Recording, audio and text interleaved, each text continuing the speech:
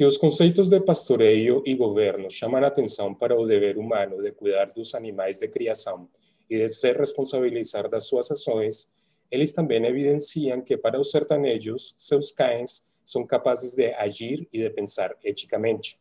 Oi, amigos e amigas da revista Mana, sou Marco Julián Martínez e hoje nos acompanha Jorge Luan Teixeira. Ele é professor do curso de Ciências Sociais da Universidade Estadual Vale do Acaraú e é o autor do artigo Pastoreio, Governo e os Limites do Entendimento, sobre a condição ética dos cães no sertão cearense, que foi publicado no último número da revista Mana. Bem-vindo, Jorge. Bom, Jorge, conta um pouco para a gente como foi seu trabalho de campo no sertão. Bom, o interesse pelos cães partiu de, enfim, uma pesquisa que eu estava realizando sobre trabalho e mobilidade, né, entre trabalhadores rurais, especificamente em um município do Sertão dos Inhamuns, no Ceará, que é Catarina. E, enfim, a minha intenção, inclusive, era continuar estudando isso no doutorado, né, mas, de repente, investindo, enfim, nas mudanças desses trabalhadores para grandes cidades, como Rio de Janeiro, Recife e tal. Entretanto, acho que toda experiência de campo tem algumas coisas que não são calculadas, né? Alguns dados que aparecem, inevitavelmente, e num desses casos foi essa questão dos ataques dos cães aos rebanhos, sobretudo ovinos, né? Enfim, os rebanhos de ovelhas, né? Estava sentado, enfim, na casa de um trabalhador rural, quando uma pessoa chegou, eu até relato isso no artigo, quando uma pessoa chegou comunicando que as suas ovelhas tinham sido atacadas por cães. Enfim, essa experiência que eu te contei, ela ocorreu em 2013, era o campo do mestrado ainda, e de 2013, enfim, em intervalos diferentes, de 2013 a 2019, eu fiz pesquisa nessa região, depois fui também para outro município vizinho, que é Saboeiro, e, enfim, fui pesquisar caça, né, caçadores, e os cães são, enfim, são indispensáveis em algumas modalidades de caça, né. Então, em certo sentido, é isso. Foram os cães que me fizeram mudar de tema. Você faz uso da categoria de entendimento para problematizar essa fronteira entre humano e não humano, e essa oposição entre sujeito e objeto. Pode nos contar um pouco mais acerca desse entendimento? Na verdade, isso é curioso, né? Eu sou do sertão do Ceará também, mas de outro município, diferente desse que eu estudei.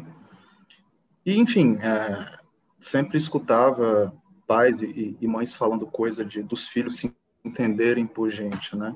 Quando eles se entenderem como gente, aí eles poderiam se governar, digamos assim, poderiam mandar em si mesmos, né?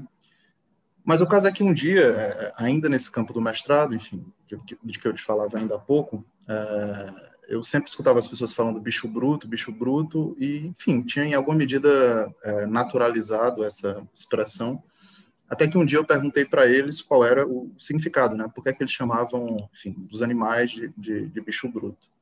E essa, para eles, foi uma pergunta bem inusitada, mais ou menos como perguntar por que é que uma nuvem se chama nuvem ou uma mesa se chama mesa, enfim, carregava certos ares de obviedade. E quando eles responderam essa pergunta, eles se basearam em 2 pontos, né, enfim, para marcar o que é um bicho bruto, né. Essa definição, ela passa quase inevitavelmente para eles por uma diferença em relação aos seres humanos, né. E as 2 diferenças fundamentais seriam a ausência do batismo dos animais, né, dos bichos brutos, eles não seriam batizados, e essa segunda diferença seria o entendimento. Enfim, as pessoas costumam dizer, os interlocutores, né, os sertanejos, que as pessoas têm uma possibilidade de entendimento, os seres humanos, né, têm uma possibilidade de entendimento mais ampla, né? Enfim, tem inúmeras possibilidades de realização e de florescimento, né? Digamos assim, pessoal. Podem ser coisas diferentes, né? Enquanto os animais, eles são dotados com uma porção de entendimento específica que é voltada às suas circunstâncias enquanto animais. E eu fui percebendo com o tempo que entendimento tinha uma concepção moral, digamos assim, muito forte, porque se 2 vizinhos estão discutindo, enfim, por alguma questão envolvendo animais ou algo do tipo, eles falam que vão conversar para chegar a um entendimento. E as pessoas também falavam de entender num sentido diferente de razão, enfim, no seu sentido mais racional, descartiano da coisa, né? mas uma espécie de compreensão do outro, enfim, do ponto de vista do outro e do seu lugar em relação a esse outro. Então, esse é um primeiro ponto. O segundo foi quando eu me lembrei, enfim, daquilo que eu comecei falando, da questão das crianças, né? As crianças também são ditas sem entendimento. Só que no caso das crianças, enfim, dos seres humanos, essa é uma capacidade que pode ser desenvolvida, né? Em maior ou menor grau, claro. Então, em princípio, parece que os animais não teriam essa capacidade de pensar ou de refletir eticamente ou de ter consciência dos impactos das suas ações. Mas conforme eu ouvia relatos de cães que atacavam, enfim, rebanhos ou de, sei lá, burros que faziam coisas que não deviam, cavalos que faziam coisas que não deviam, as pessoas sempre comentavam como esses animais aparentavam saber aquilo que eles estavam fazendo. Então, sei lá, um cachorro que mordeu o dono dele acidentalmente, achou que estava mordendo um tatu e mordeu a mão do dono dele, né? O dono disse que naquele momento, enfim, com raiva, quis matar o cachorro. Mas ele percebeu que quando o cachorro notou que tinha mordido o próprio dono, o cachorro se entristeceu e ficou acabrunhado num canto, deitado, né? Então, isso, do ponto de vista dele, demonstrava que os cachorros têm alguma consciência das suas ações, têm alguma dose de entendimento. E essa dose de entendimento que eles têm permite que eles saibam quando eles estão fazendo algo equivocado, algo que não deveriam fazer. Então, foi esse tipo de coisa que eu comecei a perceber, né? Para além de uma forma de categorizar esses animais e de descrever a conduta deles, que também é usada para descrever a conduta humana. Uma última coisa que eu queria ressaltar é que essa caracterização dos animais, essa forma de percebê-los como sujeitos éticos, ela não se refere apenas aos animais domésticos, por assim dizer, de casa, como os cães, enfim, cavalos, gatos, etc. Mas ela também se refere aos animais do mato, né, aos animais que são caçados. Então, enfim, os caçadores conhecem veados específicos ou tatus específicos que, por exemplo, repetidamente fogem das armadilhas que são armadas para eles, né?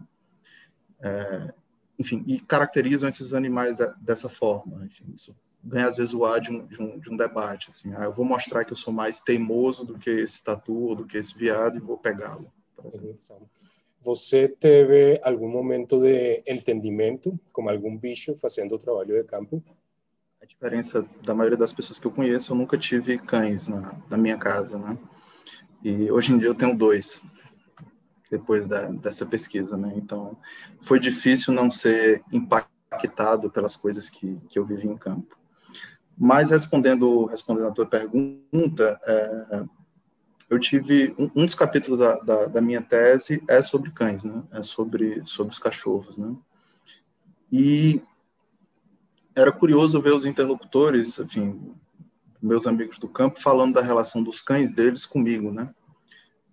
Eles diziam que muitas vezes os cachorros eram mais próximos de mim do que deles e costumavam falar que se eu fosse caçar na mata, normalmente o pessoal caça à noite, né? À noite e de madrugada com os cães. Se eu fosse caçar na mata sozinho, os cães deles me acompanhariam, que é algo meio raro, né? Então, enfim, eu passei, digamos, a cultivar relações não só com os meus amigos humanos que me hospedavam nas casas deles, mas também com os cães deles e a conhecer certas idiosincrasias deles, enfim. E acredito que eles também a conhecer as minhas, né? Ficar perto de mim ou algo do tipo. E isso é algo difícil de descrever com palavras, né? Talvez o nosso arsenal, enfim, das ciências sociais e da antropologia não esteja tão preparado para descrever esse tipo de relação intersubjetiva entre o pesquisador e os animais que ele encontra em campo e com os quais ele se relaciona, né? Muito obrigado, Jorge, por nos acompanhar em nossas entrevistas com os autores. Obrigado, Marco. Queria agradecer pelo convite mais uma vez, pela conversa e, enfim, agradecer também o profissionalismo e a dedicação com a qual, enfim, eu e imagino que todos os autores fomos tratados pela equipe da Mana nesse processo de publicação de um artigo.